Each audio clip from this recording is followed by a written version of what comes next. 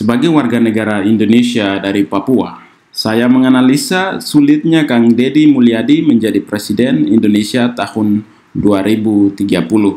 Jangan marah dulu, namun dengarkan baik-baik alasan saya. Dalam beberapa tahun terakhir, nama Deddy Mulyadi yang kini menjabat sebagai Gubernur Jawa Barat tengah menjadi sorotan publik di seluruh Indonesia.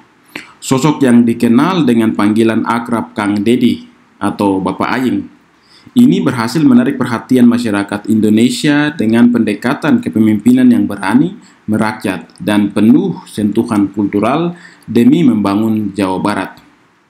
Gaya komunikasinya yang santun namun tegas, serta konsistensinya dalam menyuarakan kepentingan rakyat kecil, menjadikan dirinya sebagai figur populer yang viral di berbagai platform media sosial. Banyak rakyat Indonesia dari berbagai daerah memuji gaya kepemimpinan beliau dan menyuarakan harapan agar suatu hari Kang Deddy dapat menjadi Presiden Republik Indonesia.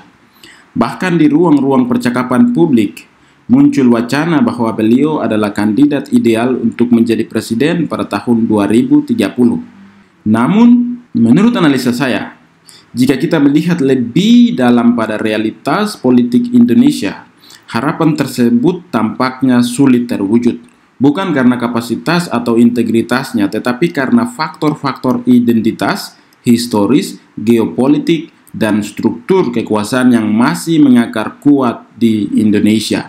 Fakta politik nasional Indonesia masih sangat dipengaruhi oleh dinamika sejarah kerajaan-kerajaan besar di masa lalu, terutama Mataram dan Majapahit yang merupakan akar budaya dan politik dominan di Jawa Tengah dan Jawa Timur.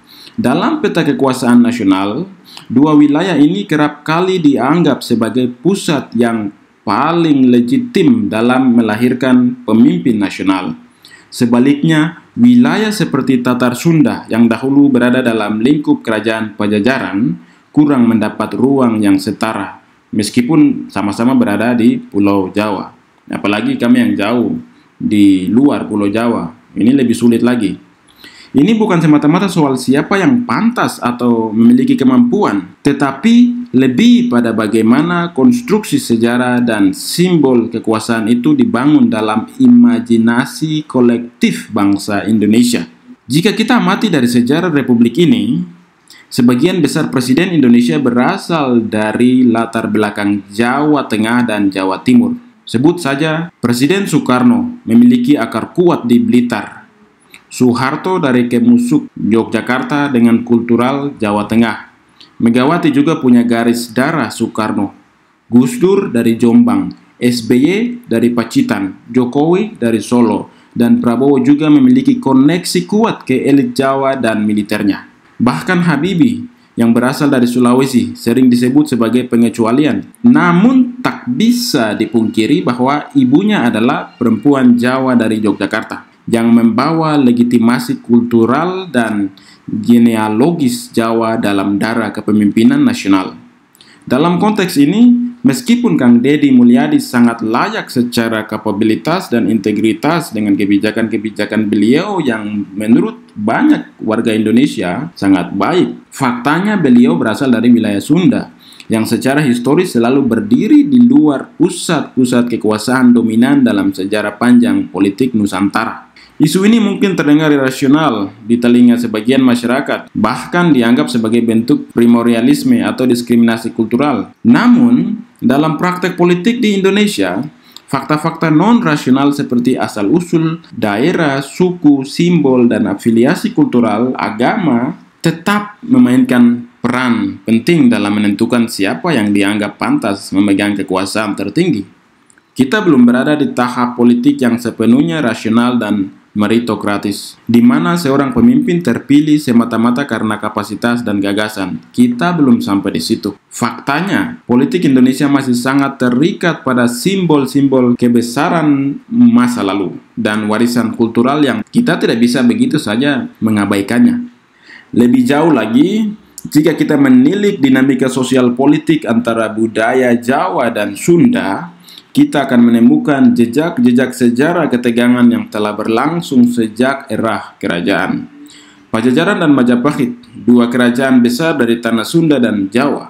dalam sejarahnya dikenal tidak pernah benar-benar bersatu.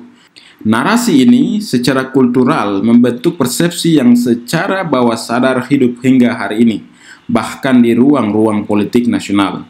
Politik Indonesia, khususnya pada level tertinggi seperti presiden, bukan hanya soal elektabilitas dan popularitas.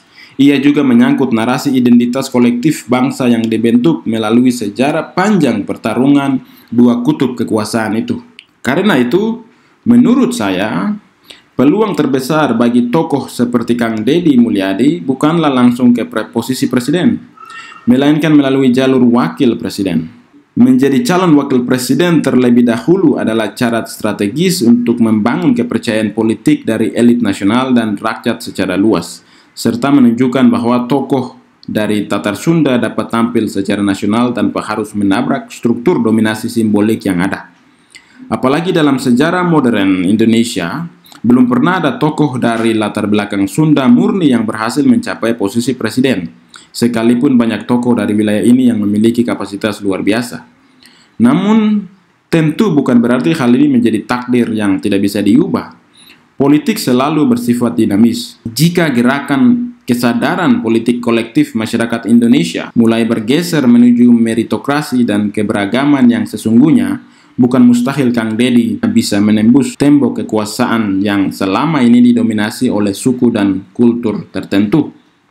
Dibutuhkan konsolidasi politik yang kuat, narasi kebangsaan yang melampaui sekat-sekat kerajaan lama, serta gerakan akar rumput yang percaya bahwa kepemimpinan nasional seharusnya dibuka seluas-luasnya bagi semua anak bangsa tanpa melihat dari mana mereka berasal. Tetapi sampai hari ini, kenyataan politik Indonesia belum sampai ke titik itu. Meskipun Kang Deddy memiliki magnet yang kuat, menyentuh hati masyarakat lewat pendekatan yang beliau lakukan, kebijakan-kebijakan yang beliau terapkan selama ini, dan keberpihakan pada rakyat kecil, kekuatan-kekuatan besar di belakang layar politik nasional masih sangat konservatif dan mempertahankan status quo. Bahkan elit-elit politik nasional pun jarang memberi ruang besar kepada figur-figur dari luar poros Jawa Tengah dan Jawa Timur, kecuali jika mereka dianggap aman atau memiliki afiliasi yang kuat dengan kekuatan lama.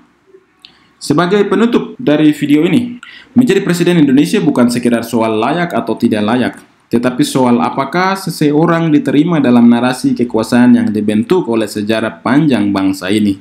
Dalam konteks itulah Kang Deddy Mulyadi menghadapi tantangan besar. Ia adalah tokoh yang mencintai rakyat dan dicintai oleh banyak orang. Tetapi ketika bicara tentang kursi presiden tahun 2030, realitas politik, identitas kultural, dan sejarah panjang kekuasaan menunjukkan bahwa jalannya tidak akan mudah. Namun bukan berarti mustahil. Mungkin dimulai dari posisi wakil presiden atau sebagai pemimpin nasional dalam bentuk lain. Kang Deddy tetap bisa memberi kontribusi besar bagi Indonesia. Karena pada akhirnya, bangsa ini harus belajar melampaui batas-batas lama dan membuka ruang bagi kepemimpinan dari seluruh penjuru Nusantara.